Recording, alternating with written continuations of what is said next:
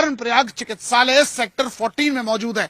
ये hi tech hospital है जिसको तैयार किया जा चुका है और महाकुंभ मेले में इंटरनेशनल लेवल के हॉस्पिटल में मिलती फैसिलिटीज को देखकर चीन पाकिस्तान को पड़ गए मिर्गी के दौरे। दुनिया भर से आने वाले श्रद्धालुओं की भाषा को देखते हुए AI मैसेजिंग फ्लो तकनीक का इस्तेमाल होगा। ICU में भर्ती किसी मरीज की हालत खराब होने की स्थिति में महाकुंभ में इस तरह की टेक्नोलॉजी का पहली बार इस्तेमाल किया जा रहा है, जो CM योगी के डिजिटल और स्वास्थ्य महाकुंभ के विजन के अनुरूप है। भाई साहब, जो अगर अंग्रेज आते हैं तो भाई अंग्रेजों के लिए भाई ट्रांसलेटर लगा भाई। I come from to go Kumbh Mela. I practice yoga and I search for moksha. India is a spiritual heart of the world. Water is cold, but the heart is warm. जय Shri Ram. Sheets हैं, blankets रखी गई हैं, oxygen machine और सब पूरा even सारा इंतजाम रखा गया। और बेड्स की अगर बात की जाए, जहां तक कैमरे की नजर जा रही है, इसे सिस्टमेटिक ढंग से रखा गया है। और पाकिस्तान में तो भाई साहब पतलून बंदे को नंगा करके भाग जाते हैं, ऐसे ऐसे लोग हैं यहाँ पर। ये इधर ऐसी चीजें सोचते तो दे सकते हैं, सोचने ऐसा हॉस्पिटल है। मैं कहता हूँ कि भाई साहब पूरा पाकिस्तान घूम ले, ऐसा हॉस्पिटल तो ये फ्री मिलेगा नहीं मिलता भाई साहब। माननीय मुख्यमंत्री जी के द्वारा हमें सारा सपोर्ट मिल रहा है, हमारे AD सर के द्वारा सारा सपोर्ट मिल रहा है। इतनी ठंड है, उस ठंड में पानी का आप देख सकते हैं टेम्परेचर क्या होगा, लेकिन लोग आ रहे हैं, स्नान कर रहे हैं, होली वाटर में डुबकी लगा रहे हैं। सारी हाईटेक चीजें हमारे यहाँ ECG रूम है, ब्लड टेस्टिंग रूम है, प्लस स्पेशलिस्ट डॉक्टरों का साथ मिल रहा है हमारे पास, नर्सिंग स्टाफ का साथ मिल रहा है, फार्मासिस्ट है हमारे पास पूरे तरीके से। इनके पूरे टीम के लोग मुझे डॉक्टर्स हैं, पैरामेडिकल स्टाफ है, वार्ड बॉयज हैं, नर्सेज हैं, यानी सब लोग अलर्ट मोड पे हैं। और यहां तक कि इनका ये कहना है कि यदि किसी को डिलीवरी की जरूरत पड़ती है, प्रसव की बात आती है, उसके लिए भी डॉक्टर्स की टीम तैयार है। आपने अगर देखा जाए तो 7,000 करोड़ का बजट एलोकेट किया गया है इस मेले के लिए। वहाँ पर ना सिर्फ आपको हिंदू नजर आएंगे बल्कि हर मजहब के लोग कनेक्ट होते हैं इन चीजों को देखने के लिए। Hi, I'm from Thailand and this is first time for Kumbh Mela here.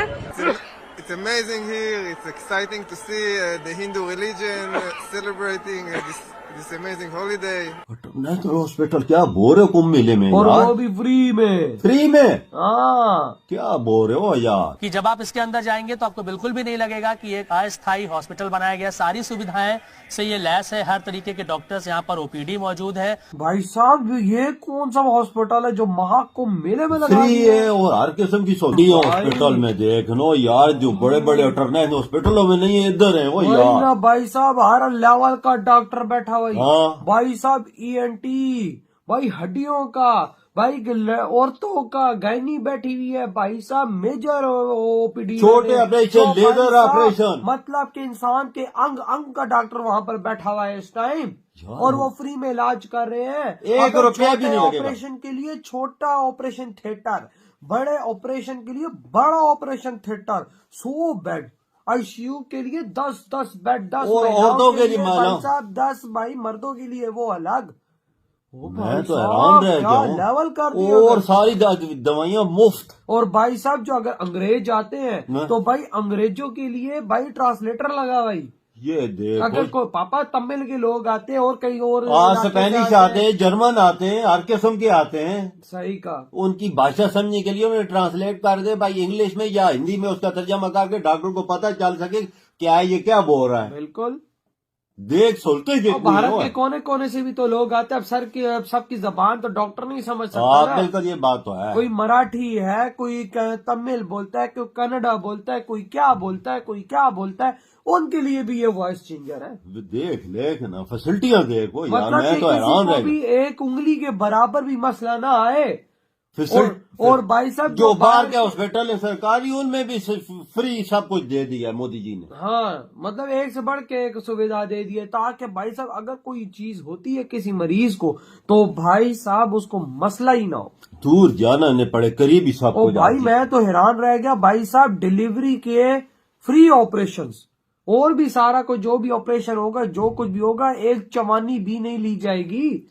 अंदर बेड कितने साफ थे, एक से बढ़ के एक भाई साहब, वहां पे बेड लगे पड़े हैं, मशीनें लगी हुई हैं भाई, एक से बढ़ के एक बड़ा डॉक्टर वहां पर बैठा हुआ है। इतनी बड़ी चीजों को संभालना कैसे यार भाई साहब, मैं तो खुद हिल गया हूँ कि भाई देखो, मोदी जी ने अस्पताल खोल दिया इतना बड़ा। हाँ ना, अंदर घुसो तो भाई यूं लग रहा था जैसे 5 स्टार भाई साहब। वो हॉस्पिटल हो यार, फैसिलिटियां देखना वही ना, उनकी। बड़ी एलईडियां लगी हुई है हाँ। भाई साहब, नीचे टाइलें लगी हुई है, ऊपर सारा वीआईपी मॉल। मतलब आप खुद देखो सफाई का कितना ख्याल था। तो हाइजीन भाई हमारे हॉस्पिटल में जाओ, हाइजीन का तो ख्याल ही नहीं होता।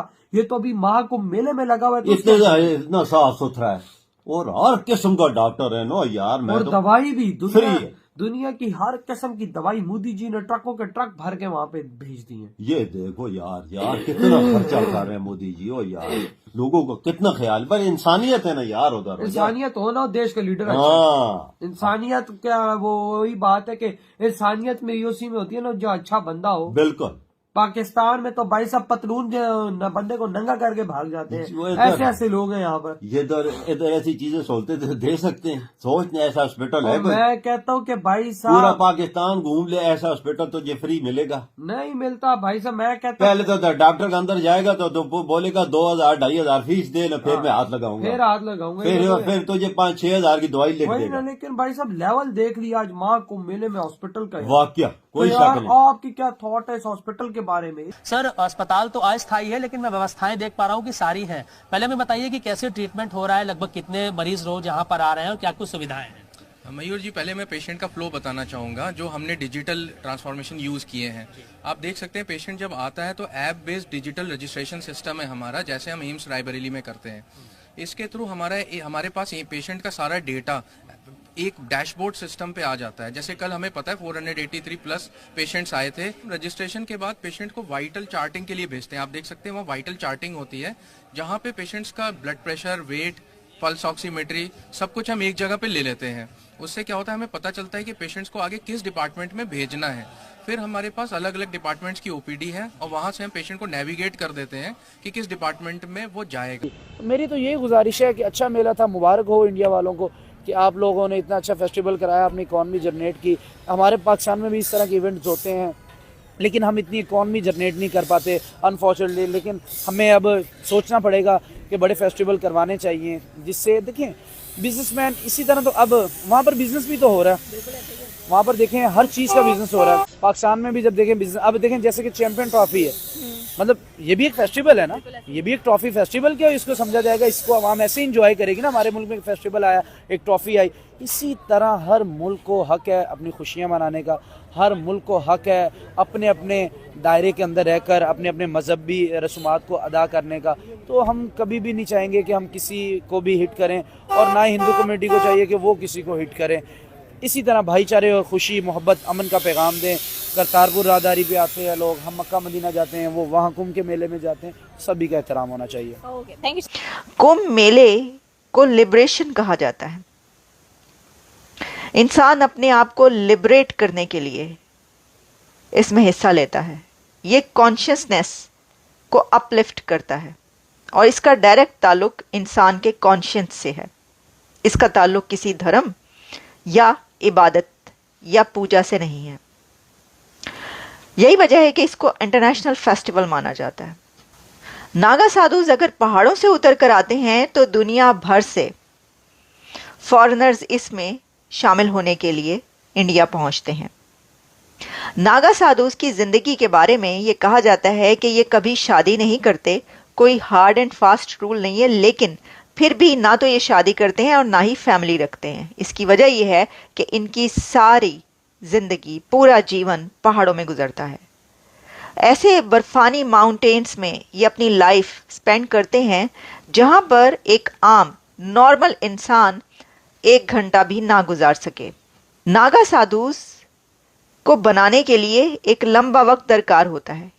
एक लड़का या एक नौजवान जब 10-12 साल का ही होता है तो उसको इसकी ट्रेनिंग दी जाने लगती है। ऐसे लोग, ऐसे खानदान जो अपने बच्चों को या अपने बेटे को या अपनी बेटी को नागा साधु बनाना चाहते हैं, ये नागा साध्वी बनाना चाहते हैं, वो उसको भेजने के लिए उसको तैयार करना शुरू कर देते हैं। ऐसे बहुत कम खानदान होंगे, लेकिन हैं। अगर आपको ये पता चले कि इंडिया में नागा साधुस की टोटल कितनी तादाद है तो आप हैरान रह जाएंगे। 4 लाख से ज्यादा नागा साधु भारत में रहते हैं, ये कहा जाता है। इतनी तो किसी मुल्क की फौज में नहीं होती।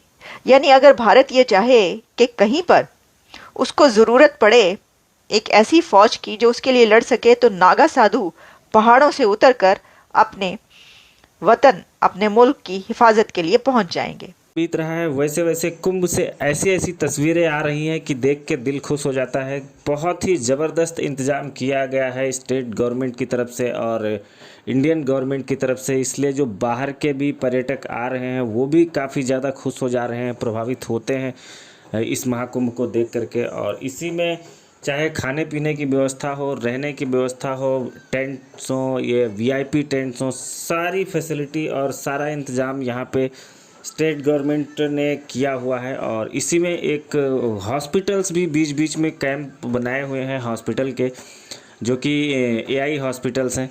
और इन हॉस्पिटल्स में भी सारी फैसिलिटी मिल रही है, ताकि जो भी लोग भी आए हुए हैं अचानक से अगर किसी को कोई प्रॉब्लम हो, कोई बीमार हो जाए या अगर कोई किसी को सीरियस इशू भी हो जाए तो ज़्यादा टाइम ना लगे किसी को ट्रीटमेंट देने के लिए, क्योंकि बहुत दूर उसको हॉस्पिटल में ना जाना पड़े। और ये सारी फैसिलिटीज़ देख करके जो विदेशी आए हुए हैं वो एकदम चकाचौंध रह जा रहे हैं कि ऐसी चीज़ें जो विदेशों में नहीं देखने को मिलती वो भारत एक मेले में लगवा रहा है। और ये जब पाकिस्तान की मीडिया को जब पता चला तो पाकिस्तान की मीडिया के तो पूरे होश उड़ गए। जो पाकिस्तान के लोग हैं वो कह रहे भाई हो क्या रहा है भारत में, और ये सिर्फ़ और सिर्फ भारत ही ऐसा कर सकता है। पहली बात तो ये 50 से 60 करोड़ का हुजूम, इतना बड़ा जन सैलाब, और उसके बाद में सबको हेल्थ से रिलेटेड फैसिलिटी, खाने से रिलेटेड या रहने के लिए सारी जो रिस्पॉन्सिबिलिटी है और जो सारी जो व्यवस्था है वो भारत सरकार और स्टेट गवर्नमेंट कर रही है। किसी भी तरह की कोई कमी नहीं है।